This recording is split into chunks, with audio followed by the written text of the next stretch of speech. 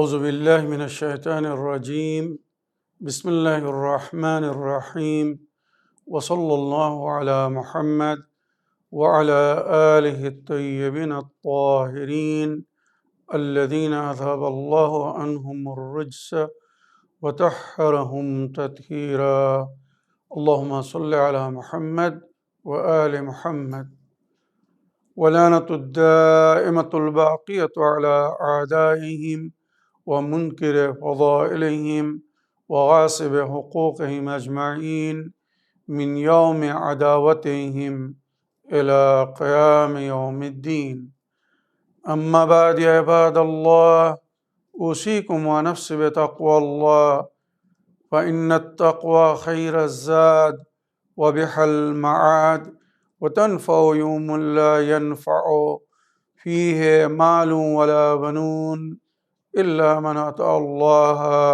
بقلب سليم وصلى الله على محمد وعلى آله الطيبين الطاهرين اللهم صل على محمد وآل محمد وعجل فرجهم আমার প্রিয় দর্শক ও শ্রোতাবৃন্দ আসসালামু আলাইকুম ওয়া রাহমাতুল্লাহি ওয়া বারাকাতুহু আপনাদের সকলকে আন্তরিক সালাম ও শুভেচ্ছা জানিয়ে আজকের অনুষ্ঠান ইসলাম ইন বাংলায় আপনাদেরকে স্বাগতম জানাই। আশা করি আপনারা যে যেখানে আছেন ভালো আছেন, কুশল ও মঙ্গলে আছেন, সুখে থাকুন, শান্তিতে থাকুন, সমস্ত প্রকারের দুঃখ কষ্ট থেকে মুক্তিতে থাকুন। আল্লাহ রাব্বুল আলামিনের কাছে এই কামনা করি, যারা অসুস্থ আল্লাহ তাদেরকে সুস্থতা দান করুন, যারা ঋণে ভুগছে আল্লাহ তাদেরকে ঋণ মুক্তি করুন, ওইরূপ যাদের জীবনে কোনো প্রকারের অভাব বা অশান্তি আছে আল্লাহ রাব্বুল আলামিন তাদের সকলের জীবনে সুখ শান্তি দান করুন ও সকলের মনোকামনা আশাকে পূরণ করুন। আমাদের সকলকে সৎ পথে চলার, অসৎ পথ থেকে দূরে থাকার এবং এক অপরকে সৎ উপদেশ দেওয়ার তৌফিক দান করুন।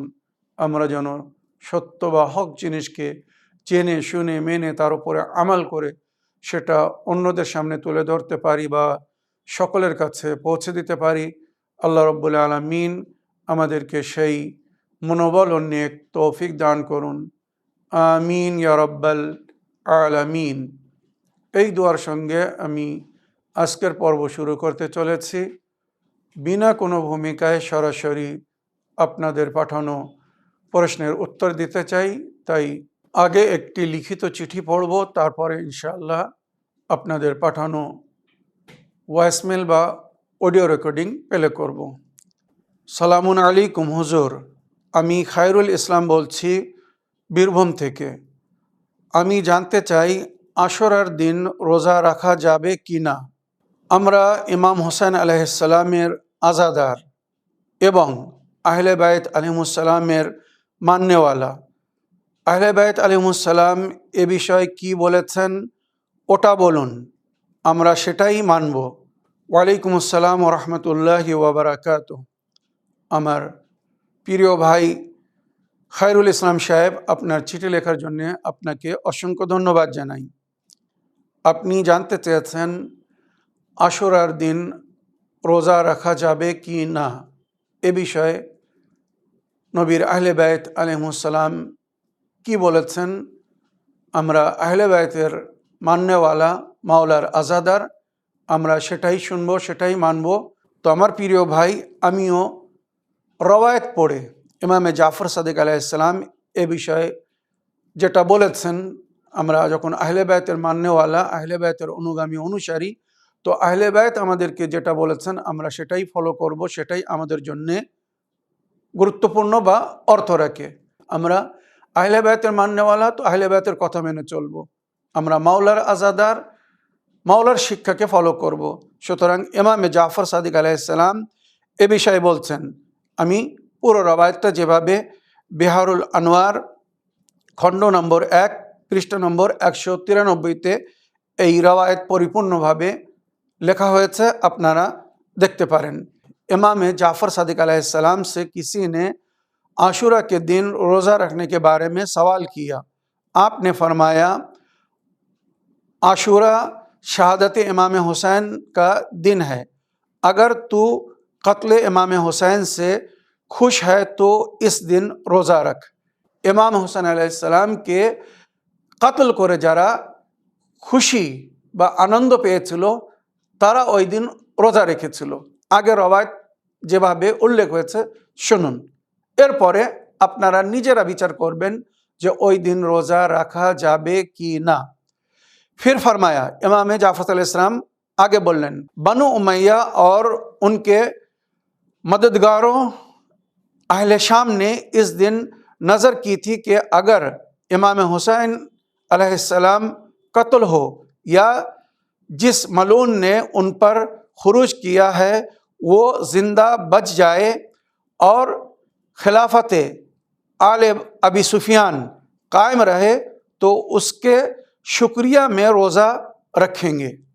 इमाम जाफर अलैहिस्सलाम কি বলছেন, এই দিন মানে আশুরার দিন বানু উমাইয়া এবং তাদের সহকারীরা নজর করেছিল যে ইমাম হুসাইন যদি কাতল হয় আর ইমাম হুসাইন আলাইহিস সালামের বিরুদ্ধে যারা বাহির হয়েছে, খুরুজ করেছে, তারা যদি বেঁচে থাকে আর আলে আবি সুফিয়ানের যে রাজিত্ব চলছে, তারা যে খেলাফতি পেয়েছে, এই খেলাফতি যদি তাদের মধ্যে চলতে থাকে, মানে ইমামে হাসান আলাইহিস সালামের কাছ থেকে তারা খেলাফতি কেড়ে নিয়েছিল, যেটা আপনারা ইতিহাসে শুনেছেন যে ইমামে হাসান আলাইহিস সালাম এজিদের পিতার সঙ্গে বাধ্যমূলক সুলহ করেছিলেন।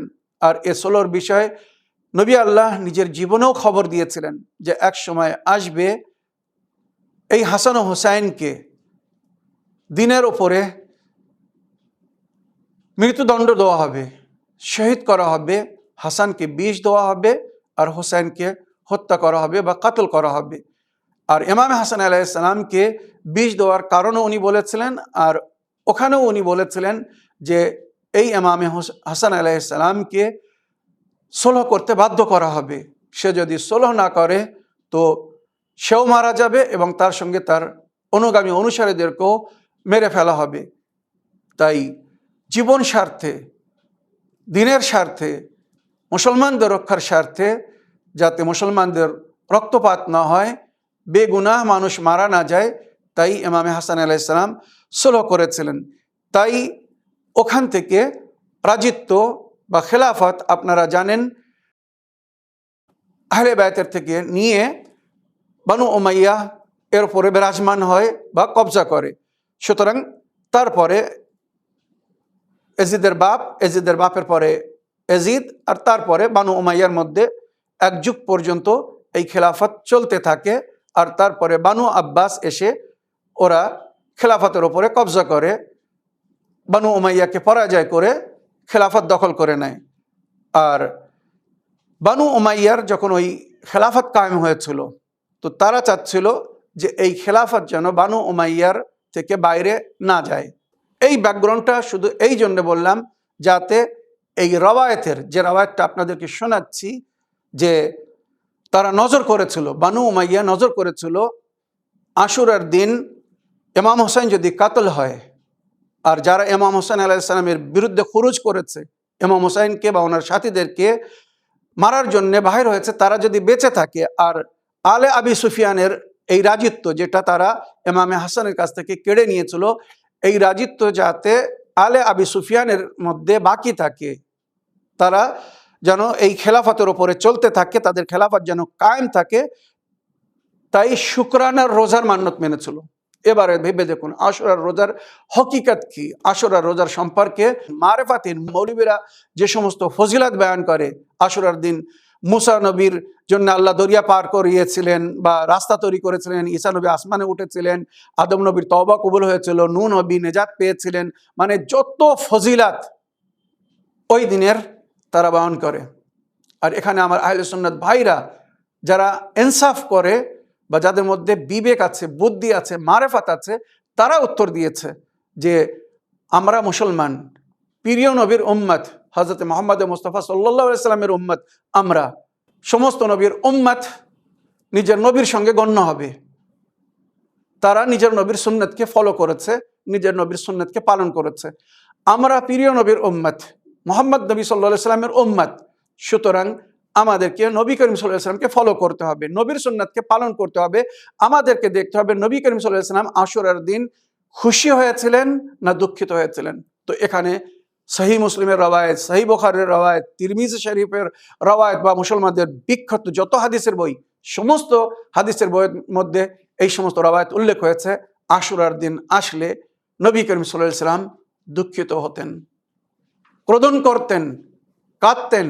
আসহাবদের সামনে ইমামে হুসাইন আলাইহিস সালামকে, ইমামে হাসান আলাইহিস সালামকে নিজের কোলের উপরে বসিয়ে ইমামে হাসান আলাইহিস সালামের মাথার উপরে হাত রেখে বলতেন, এই আমার হাসানকে বিষ দিয়ে শহীদ করা হবে। আর ইমামে হুসাইন আলাইহিস সালামের মুখের কাছে চুম্বন করে, গলার কাছে চুম্বন করে বলতেন, আমার এই হুসাইনকে হত্যা করা হবে, তলোয়ার দিয়ে হত্যা করবে। আমার উম্মতের নিষ্ঠুর, জালিম, অত্যাচারী পাপীরা এই অন্যায় আমার উম্মতের সঙ্গে করবে, আমার বংশের সঙ্গে করবে। আল্লাহর লানাত হবে তাদের উপরে যারা আমার পরিবারের উপরে, আমার আহলে বায়তের উপরে জুলুম করবে। নবী কাঁদতেন, সাহাবীরা নবীর ক্রোধন দেখে, কান্না দেখে তারাও কাঁদত। এগুলো নবীর জীবনের ঘটনা বলছে, কিন্তু ইতিহাস তুলে দেখুন, নবী নিজেও ইমাম হোসেন আলাইহিস সালামের জন্য কেঁদেছিলেন, সাহাবাদেরকেও কাঁদিয়েছিলেন। আশুরার দিন জানাবে উম্মে সালমা স্বপ্ন দেখছেন যে নবী করিম সাল্লাল্লাহু আলাইহি সাল্লাম এসেছেন, ওনার চুল ছড়িয়ে আছে, মাথায় ধুলো মাটি লেগে আছে, ওনার শরীরের সমস্ত পোশাক রক্তে রক্তাক্ত। উনি এই অবস্থায় নবীকে দেখে কেঁদে উঠলেন। কেননা নবীকে যদি কেউ স্বপ্নে দেখে তার মানে সে বাস্তব দেখছে। উনি নবীর কাছে জিজ্ঞাসা করলেন, আয় আল্লাহর নবী, আপনার একই অবস্থা, আপনি এইভাবে দুঃখ কষ্টের মধ্যে, পোশাকে রক্ত লেগে আছে, মাথার চুল ছড়িয়ে আছে, মাথায় ধুলো মাটি লেগে আছে, আপনি এই উদাস কেন? তখন নবী বললেন, আয় উম্মে সালমা, তোমাকে আমি মাটি দিয়েছিলাম আর বলেছিলাম যেদিন এই মাটি রক্তে পরিবর্তন হয়ে যাবে সেই দিন মনে রেখো আমার হোসেন কাতল হয়ে যাবে, আমার উম্মতের নিষ্ঠুররা, জালিমরা আমার হোসেনকে কাতল করবে। আমি এখন কারবালা থেকে আসছি, আমার হোসেনকে হত্যা করে দিয়েছে জালিমরা, নিষ্ঠুররা ক্ষুধায় পিপাসায় কাতর করে আমার হোসেনকে জবাই করেছে। তাই আমি এই অবস্থায় কারবালা থেকে এসেছি। তাদের সম্পর্কে নবী যেটা বলেছেন, যদি উম্মত একবার ভেবে দেখে তো কখনো আশুরার দিন তারা রোজা রাখতে পারে না। কারণ আশুরার দিন নবী ও নবীর আহলে বাইতের জন্য দুঃখের দিন, কষ্টের দিন, শোকের দিন। অনশন করতে বলা হয়েছে, ক্ষুধায় পিপাসায় থাকতে বলা হয়েছে, কিন্তু রোজা রাখতে মানা করা হয়েছে। কেননা এই দিন ইহুদিরা রোজা রাখতো। তাই নবী বলেছেন, আমরা মুসলমান, আমরা ইহুদিদের সুন্নতকে পালন করতে পারি না, আমরা আল্লাহর দিনকে পালন করব। নবী করিম সাল্লাল্লাহু আলাইহি ওয়াসাল্লাম আশুরার দিন নিজের উম্মতকে কখনো রোজা রাখতে বলেননি। হাদিসের বই তুলে দেখুন, ইতিহাস বলছে, রওয়ায়াত বলছে, উম্মতে মুসলিমার কিছু লোকেরা আশুরার দিন রোজা রাখত যখন রমজান মাসের রোজার হুকুম আসেনি। কিন্তু রমজান মাসের রোজার হুকুম আসার পরে তারা আশুরার দিনের রোজা ছেড়ে দিয়েছিল। ইমামে জাফর সাদিক আলাইহিস সালাম বললেন, বানু উমাইয়া এবং তাদের সহকারীরা এই দিন নজর করেছিল যে আমরা যদি ইমাম হোসেন আলাইহিস সালামকে কাতল করতে পারি, বা যারা ইমাম হোসেন আলাইহিস সালামের বিরুদ্ধে গিয়েছে তারা যদি বেঁচে থাকে, মানে তারা যদি ইমাম হোসেন আলাইহিস সালামের সৈনিকের হাতে পরাজয় না হয় বা কাতল না হয়, আর আলে আবি সুফিয়ানের খেলাফত যদি চলতে থাকে, কায়েম থাকে, তো আমরা যতদিন বেঁচে থাকবো এই দিন খুশির রোজা রাখবো। সুতরাং এই জন্য তারা, और इस वजह से सौम आशुरा का रोज़ा आले अबी सुफियान में सुन्नत हुआ, और उनकी पैरवी से सब लोग इस दिन रोज़े को सुन्नत जानते हैं। माने आले अबी सुफियान এই সুন্নত কায়েম করেছিল, এটা নবীর সুন্নত না। আর তারা খুশির রোজা থেকেছিল, মান্যত করেছিল যে আমরা যদি কারবালায় হোসেনকে কাতল করতে পারি, জিতে যাই, তো আমরা রোজা রাখবো। আর এজিদের দাদির মান্যত আপনারা শুনেছেন, ইতিহাসে যেটা লেখা হয়েছে যে বদরের যুদ্ধে তার এজিদের পূর্বপুরুষরা যারা মারা গিয়েছিল, তাই এজিদের দাদি সেখান থেকেই মান্যত মেনেছিল। জানেন, এজিদের দাদি জানাবে হামজা শহীদ আজমের কলেজা চিবিয়েছিল আর মান্যত মেনেছিল ওই ওহদের যুদ্ধের পরে যে যদি আমার সন্তানরা আলীর সন্তানের থেকে রক্তের প্রতিশোধ নিতে পারে, তো সেদিন আমার জন্য ঈদের দিন হবে, খুশির দিন হবে। তাই বানু উমাইয়া আশুরার দিনকে খুশির দিন, ঈদের দিন হিসেবে উদযাপন করে। তো আমার প্রিয় ভাই, আশুরার দিন রোজা রাখা যাবে কি না, এই যে রওয়ায়াতটা পড়ে শোনালাম, আশা করি এর মধ্যে আপনার প্রশ্নের উত্তর পেয়েছেন বা আপনি বুঝতে পেরেছেন যে এটা কার সুন্নত। যদি নবীর সুন্নত হয়ে থাকে তাহলে এটা সমস্ত উম্মতে মুসলিমার জন্যে, আর যদি নবীর সুন্নত হয়ে থাকে তো আমি আপনাদের কাছে জিজ্ঞাসা করছি, আশুরার দিনের রোজার যদি এত গুরুত্ব, এত ফজিলত হয়ে থাকে, তো স্বয়ং ইমাম হোসেন আলাইহিস সালাম ওনার চেয়ে তো বেশি কি উম্মত নবীর সুন্নতকে পালন করতে পারে? তাহলে কারবালার ময়দানে আশুরার দিন ইমাম হোসেন রোজা কেন ছিলেন না? কেন উনি পানির ব্যবস্থা করতে বলেছিলেন? একবার ভেবে দেখুন। উনি এটাও তো বলতে পারতেন না, আজকে আশুরার দিন আমরা সবাই রোজায় আছি, আমরা ফোরাত নদীতে যাব না, পানি আনতে যাব না, আমরা ইফতারের সময় হলে এজিদিদেরকে বলবো আমাদের ইফতারের জন্য পানি দাও। তারা যদি মুসলমান হয়ে থাকে তো ইফতারের জন্য পানি দিতে মানা করবে না। ইমাম হুসাইন মাওলা আব্বাসকে পানি নিতে পাঠিয়েছিলেন। আর কারবালার কোনো শহীদদের সম্পর্কে কোনো ইতিহাসে লেখা হয়নি যে ওনারা ওই দিন রোজায় ছিলেন। তাহলে বলুন এই সুন্নত কার? আশা করি আমার প্রিয় ভাই আপনার প্রশ্নের উত্তর পেয়েছেন। আসুন এবার আমি আপনাদের অডিও রেকর্ডিং প্লে করব এবং আপনাদের প্রশ্নের উত্তর দেওয়ার চেষ্টা করব। আসসালামু আলাইকুম মাওলানা শফিউল রেজা সাহেব এবং চ্যানেলকে অসংখ্য ধন্যবাদ। আমি হাওড়া জেলা থেকে বলছি, বড়ডিবা দরবার শরীফ থেকে। তো আমার আজকে প্রশ্ন ছিল, যেমন আমরা মহরমে প্লেট মাখন করি, তো অনেক মানুষ বলে যে ইমাম হাসান বিষ খেয়েছে, তাহলে তোরা বিষ খা, এরকম নানা রকম বিভ্রান্তি প্রশ্ন থাকে। তো আমার প্রশ্ন ছিল যে আমরা যে মহরমে যে ব্রেড মাখন করি, ওরা বলে এটা কোরআনের কথা আছে বা হাদিসের কথা আছে। ব্রেড মাথনের কথা কোথায় আছে এটা দেখা। মাতম করছিস ঠিক আছে, সেটা মেনে নিচ্ছে, কিন্তু ব্রেড মাতমটা মেনে নিচ্ছে না। তো আপনি একটু পরিষ্কার করে যদি আমাদেরকে একটু বুঝিয়ে দিতেন তো আমরা অনেক ধন্য হতাম। তো আপনি একটু ভালো করে ক্লিয়ারলি করে একটু আমাদেরকে বলে দিন। আসসালামু আলাইকুম। ওয়ালাইকুম আসসালাম রহমতুল্লাহ ওবরাকাত। আমার প্রিয় ভাই, আপনার ভয়েসমেলের জন্য আপনাকে অসংখ্য ধন্যবাদ জানাই।